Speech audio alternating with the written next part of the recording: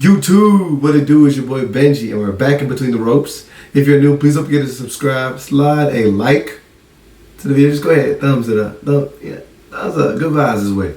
Look, man, we love all things entertainment this way, and of course, I'd like to mention to you that I have stumbled back into wrestling within the last year, and particularly within the last few months. So I got a lot to talk about after the 28th of July episode of WWE Raw. The show opened up with a memoriam to Hulk Hogan again, who just recently passed, RIP. We then get a Paul Heyman versus Jey Uso promo. This is just an absolutely skippable promo. Let's remember, this is the Raw Go Home show before SummerSlam, which is comparatively one of the biggest shows of the year. It has the potential to upseat WrestleMania, or at the very least upstage WrestleMania. Mr. Heyman starts the promo by letting Jey know that family will always let you down. Find that strange for somebody who was alongside Jey Uso for years when he was winning with the Bloodline. But there's at least some truth to this. Then the promo just gets weird. Paul begins asking everybody in the arena if they had a mother who told them Santa Claus left presents for them under the tree. He then lets Jey know that Rikishi was a liar, but Paul loves him.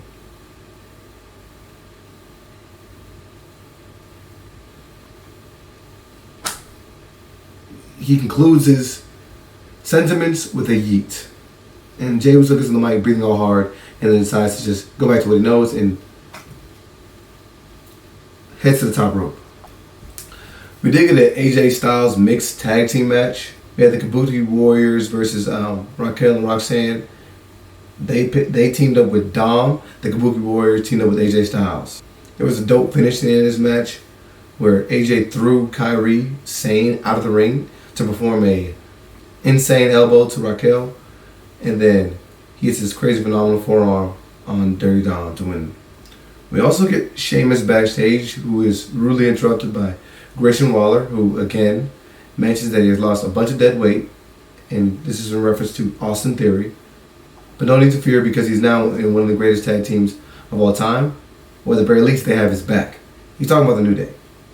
This is a little foolish to me because he has been referencing the fact that him and Theory were everyone once goated. All in all, I don't know why I should care about Grayson Waller versus Sheamus, because Grayson Waller loses. Literally, what else is new? It was a video a while back where I literally pulled all of Grayson Waller and Austin Theory's matches over the last year. Majority of them are L's. Rusev then shows up and beats Sheamus with a shillelagh after the match, and then puts him in that foolishness. We additionally had a pointless LYRA promo where she eventually attacks Becky. She also talks about her Becky stompers. These shoes were just silly. I do think that there was potential in this feud early, but it's been rinse and repeat. I mean, we literally haven't seen any other contenders for the belt since WrestleMania. Shoot, since before WrestleMania. We did get a Sami Zayn versus KARRION KROSS promo, which I think was a nice little touch, because they didn't just do it traditionally. They had these guys sitting in the backstage in chairs, where KARRION begins the promo by letting Sami know he could just beat him with a bat, or at the very least the pipe that he's holding. Sami just lets KARRION know that if he was so happen, or worse so to lose at SummerSlam, that KARRION can call him whatever he wants to call him.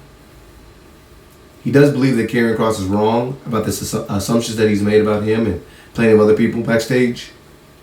But on the law, this kind of lands a little flat to me, even though these guys are, pretty good in this moment.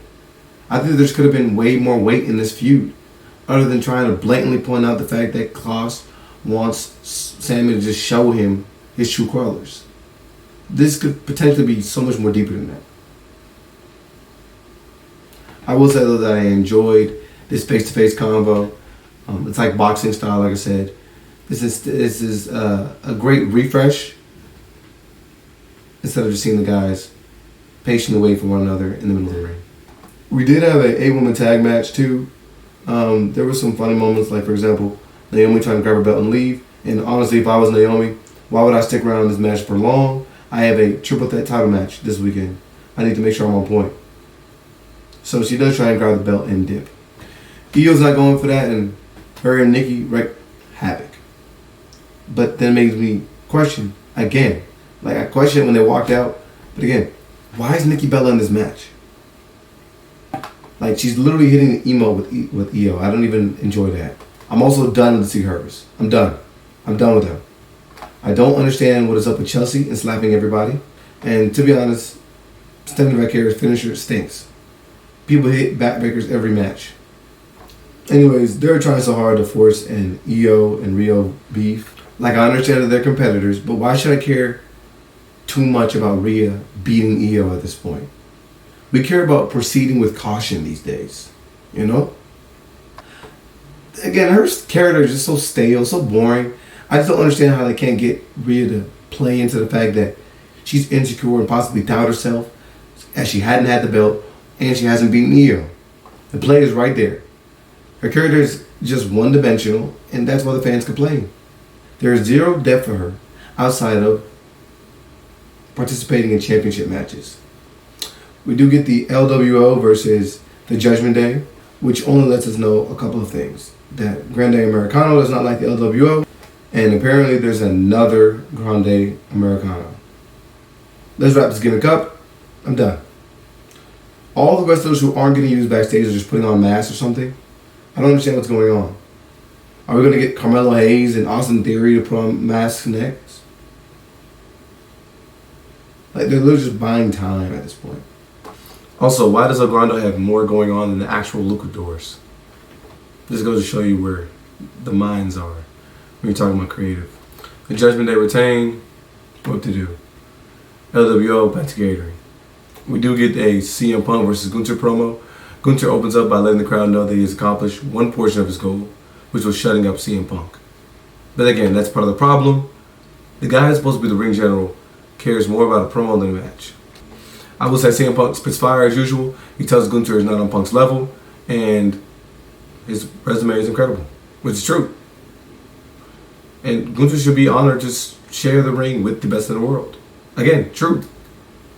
Why should we be fearful of a guy whose most notable W's this year was Pat McAfee, Jey Uso, Tozawa, 90-year-old Goldberg, and oh yeah, Jey Uso. We then got a Jey Uso versus Bronson rematch. I can't say I asked for this match, but after Braun jumps in to help Bronson, Roman does again save this guy.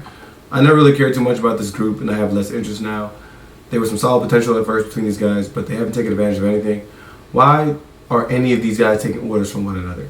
Braun established himself as the leader in this episode backstage, but again, how are you a leader? None of y'all have belts. Why are any of you listening to one another? The best thing this faction has been able to do in months, in the year of 2025, they won a storyline title. But it is possible that Braun could turn, switch up, and anything's really possible though. I will say it's one exciting portion of this gathering. Paul Heyman's a leech and he's quick to jump from talent to talent. Again though, why are we getting this match? Why did we even get the singles match? Why are the Brons not competing for tag titles? But everything's silly as our OTC was handling this guy just a few months ago, but now he's hobbled over. And he's speared so badly that these dudes take the shoes off of his feet. I'm done. I'm done. I'm done. Nothing makes sense anymore. This is your show before SummerSlam. I agree. SummerScam is upon us.